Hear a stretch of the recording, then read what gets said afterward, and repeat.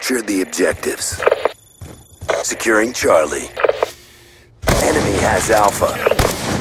Charlie secure. That's a kill. Gun down. Cover. Hey everybody, it's Captain Kong, and I hope you really enjoyed that 6 sniper clip, the 5-piece with collateral in the middle. I really enjoyed getting that. I was playing some Nuketown, just having a blast with the sniper rifle, and I came up with an idea. I'm pretty sure this is completely original. I'm not 100% sure, but what I'm doing is, because recent games such as Halo 4 and of course Call of Duty Black Ops having these very unique created class systems, that I decided to do this.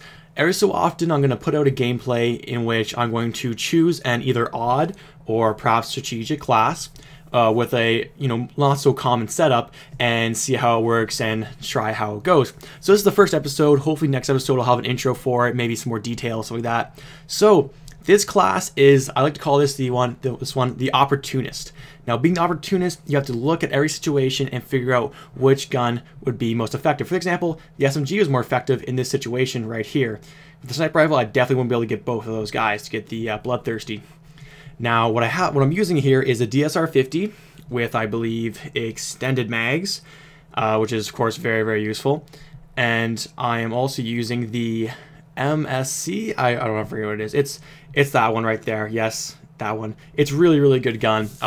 It's a really good combination. Now, I'm also using Perk's lightweight just because I like to move around the map quickly, moving from spot to spot, as I'm definitely showing in this video right here. There we go, moving around.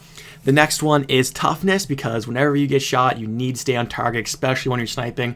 Whenever I took toughness off from sniping, I didn't do as well, so I just kind of keep that on there. Fast hands is, of course, very, very necessary, because you need to be switching from some machine gun to sniper, some machine gun to sniper, in all these different quick situations that you're changing to. See, I went down there. I knew if anybody's going to come at me, they're going to be close, except for that window. But that SMG has pretty good range, so I could still kick a guy out from there. The kill streaks does not really matter. I'm a gameplay kind of guy, not gameplay. I'm a team player kind of guy. So UAV, counter UAV, and the lightning strike is great. So UAV and counter UAV will earn you points, and also they won't know where you are because the counter, and you know where they are because the UAV. Although they might shoot it down, but whatever, they're easy enough to earn, right? And the lightning strike, you can always bomb that on a B flag or just an area where there's a shit ton of guys. So also, I totally forgot about the third perk. You may be wondering what that is. I chose dexterity just because I like to pop on my weapons a little bit faster than most people. Seems to work well with sniper rifles, stuff like that. Also kind of goes with lightweight because you're going to be moving around a lot. And see, I need to pop up quickly there in order to take out that guy but get owned by that guy.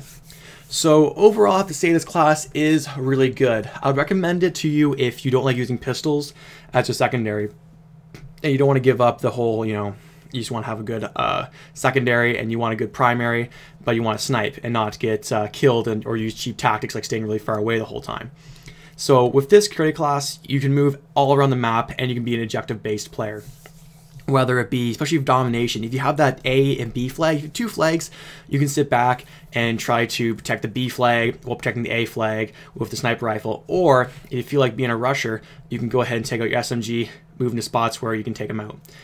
So obviously you can see here's a good opportunity to use the sniper rifle because they're farther away, and with the SMG it'd be a lot less effective, especially if you're using an assault rifle. So it's one of those created classes that I thought was a lot of fun. So if you want to give it a try, give it a try, man. It's a lot of fun. I'll use it a lot. Oh, collateral! That was the reason why I kept the game playing. Like, this isn't that great of a game, but that's where I got collateral in there. I was pretty happy about that. There you go. So if you want to trade out SMGs, I would recommend probably another SMG like the Scorpion Evo, because that one is great for close quarters. It sprays out bullets like a hose. So if you want to use that, it'd be perfectly fine. That would still be pretty effective as long as you use your sniper in medium range combat.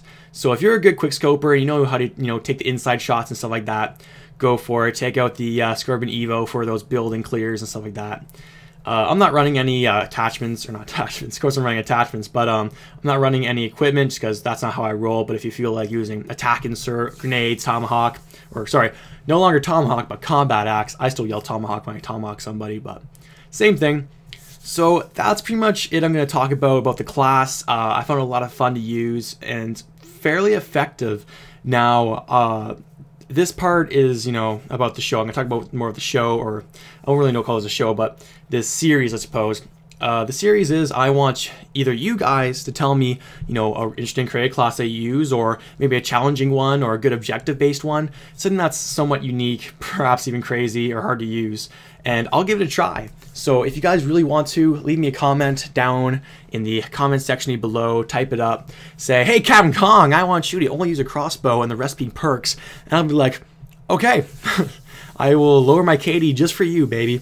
So if you guys want me to do that, I'll give it a try. I'm not afraid of diving into there and hoping for the best.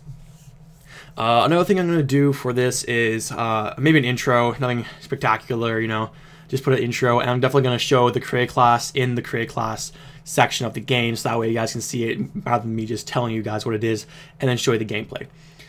It may take me a while to get the gameplay. It's not going to be the best one every single time, you know, I'm just going to fiddle around with it. Hopefully it's going to work out well, but I'm not telling you guys how to play the game, but I'm just saying this is how you play the game the way I play it. This is how I like to have fun, is to try out different things. With the pick 10 system, it's really, really cool. I love the pick 10 system. I just love Treyarch for how revolutionary they are in the Call of Duty series compared to Infinity Ward, where it seems to be the same game every time. At least the multiplayer aspect seems to be the same game every time, with small, you know, sort of changes or additions. Nothing too spectacularly changing. I like to think of Treyarch as the Nintendo of the you know, Activision series. How Treyarch's always been more revolutionary, so has Nintendo, especially with the Wii and the 3DS and the DS, stuff like that. For example, World at War came out. You know, they could have just had the multiplayer and a good campaign, but instead, they also had zombies, which is super important to the game. Zombies is one of the things that Treyarch's well known for now. And then for Black Ops, it was the COD points thing, how you can have whatever perk you want at the beginning, but you had to have the points in order to purchase them. Same with attachments and equipment. And for this, you have the pick 10 system, which is really cool. Now, you may be wondering to yourself, Captain Kong, you mentioned Halo earlier. Are you good at Halo? Do you like to play Halo? Will you do this series on Halo?